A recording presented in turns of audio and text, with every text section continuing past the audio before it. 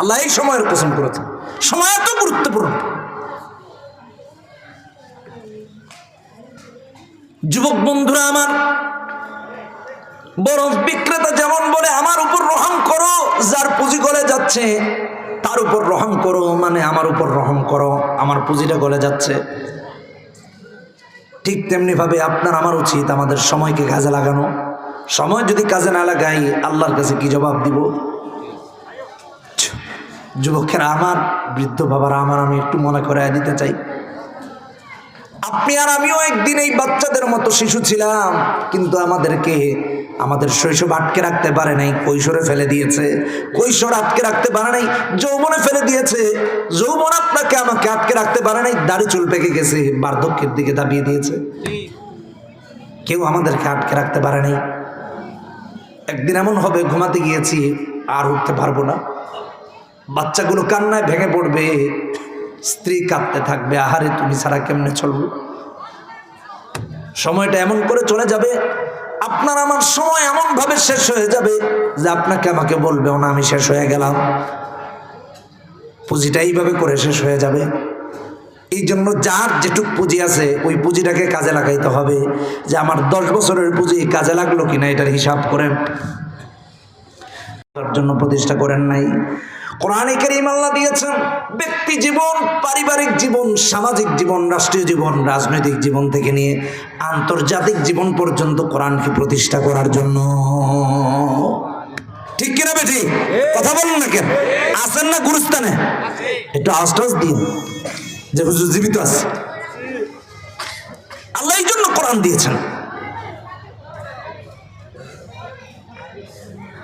ভাই আমার, এত জরুরি, এত গুরুত্বপূর্ণ সূরা, এত জরুরি।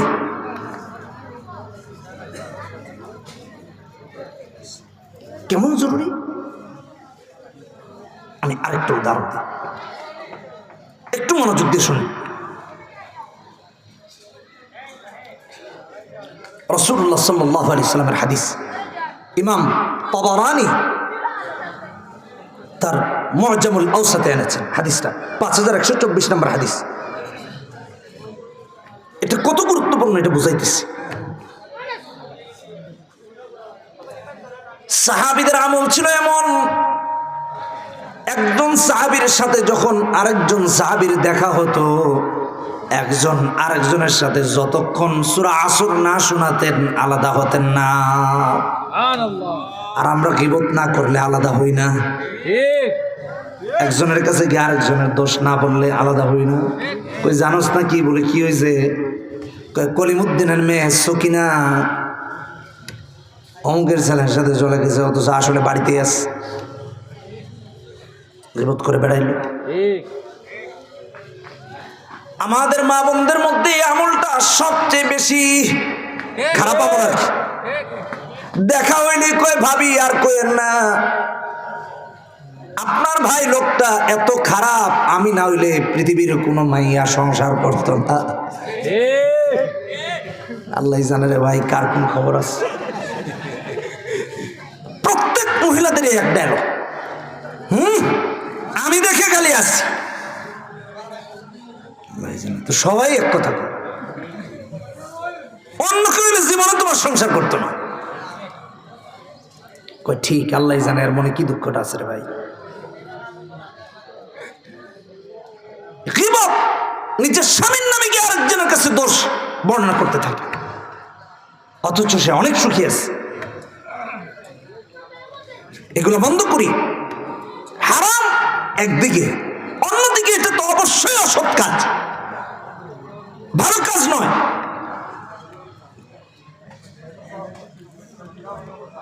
মুআজামুল আওসাতে ইমাম তাবারানী এনেছেন 5124 নম্বর হাদিসে, রাসূলুল্লাহ সাল্লাল্লাহু আলাইহি ওয়াসাল্লামের দুজন সাহাবীর দেখা হলে, কানার রাজুলান মিন আসহাবিন নবী সাল্লাল্লাহু আলাইহি ওয়াসাল্লাম ইযা ইলতাকায়া লাম ইফতারিকা হাত্তা ইয়াকরা আহাদুহুমা আলাল আখার ওয়াল আসরি ইন্নাল ইনসানা লাফি খুসর ইল্লাল্লাযীনা আমানু ওয়া আমিলুস সালিহাত ওয়া তাওয়াসাউ বিল হাক্কি ওয়া তাওয়াসাউ বিস সাবর।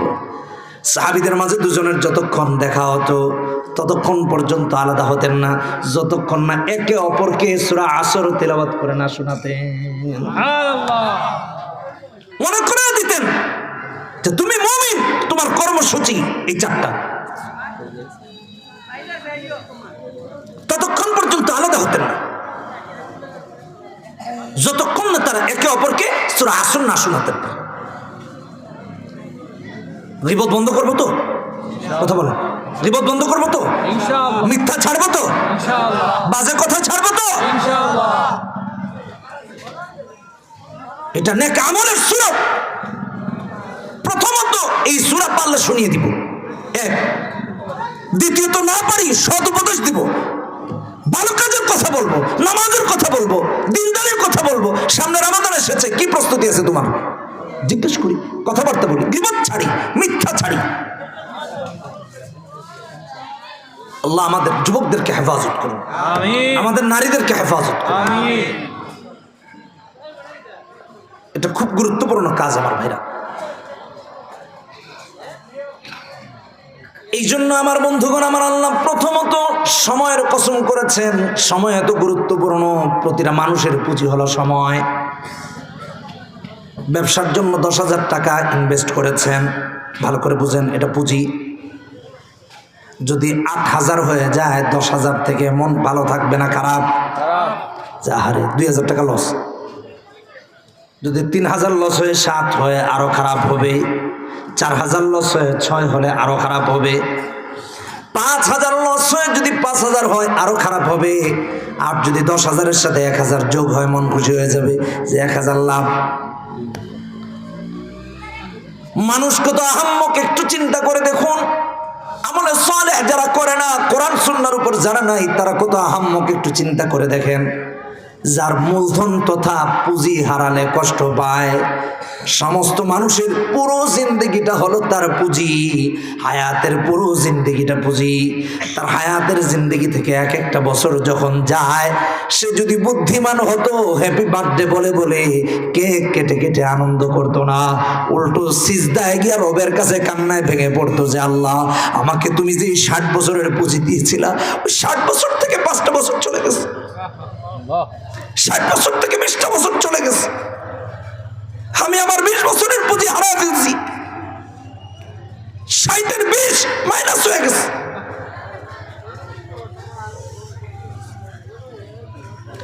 পৃথিবী তাকে কতটা গোমরা করে দিল একটু চিন্তা করে দেখুন। 60 বছর যদি বেঁচে থাকে, 40 বছর যদি পার হয়ে যায়, কেক কাটে, অথচ চুল পেকে গেছে, দাড়ি পেকে গেছে, চুল তাকে মেসেজ দেয় আহাম্মক, তোর কবরের ডাক চলে এসেছে। সে কেক কেটে উদযাপন করতেছে, উল্লাস করতেছে। বাণিজ্যের ক্ষেত্রে যদি তার পুঁজি হারায় তাহলে সে অস্থির হয়ে যায়, আর হায়াতের মতো পুঁজি হারিয়ে ফেলতেছে, তার খবর নাই। আপনি আমি কি করে বুদ্ধিমান হলাম একটু চিন্তা করে দেখেন।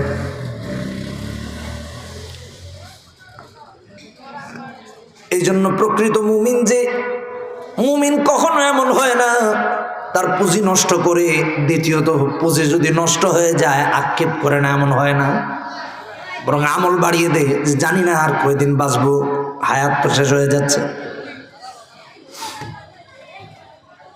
হায়াতটা আমাদের জিন্দেগির পুঁজি। এই সূরার তাফসীর করতে গিয়ে তাফসীরে কাবীরে ইমাম রাজি রাহমাতুল্লাহি আলাইহি একজন বরফ বিক্রেতার দৃষ্টান্ত এনেছেন। যে বরফ বিক্রেতা বরফ নিয়ে দাঁড়িয়ে দাঁড়িয়ে বলে, ইরহামু মাইয়াদুবু রাসু মালিহি, ইরহামু মাইয়াদুবু রাসু মালিহি, ওই লোকটার উপর রহম করো যার পুঁজি গলে যায়, পুঁজি গলে গলে শেষ হয়ে যাচ্ছে। বরফটা রেখে দিয়েছে, বরফ গলে গলে যখন শেষ হয়ে যাচ্ছে তার পুঁজি তো ক্রমান্বয়ে শেষ হচ্ছে। যদি কেউ কিনে না আনে, পুঁজি গলে গলে শেষ হয়ে যাচ্ছে। ঠিক আমার ভাইয়েরা, আমাদের হায়াতের জিন্দেগিটা হলো পুঁজি বরফের মতো, আমরা কাজে লাগালেও গলে, না লাগালেও গলে।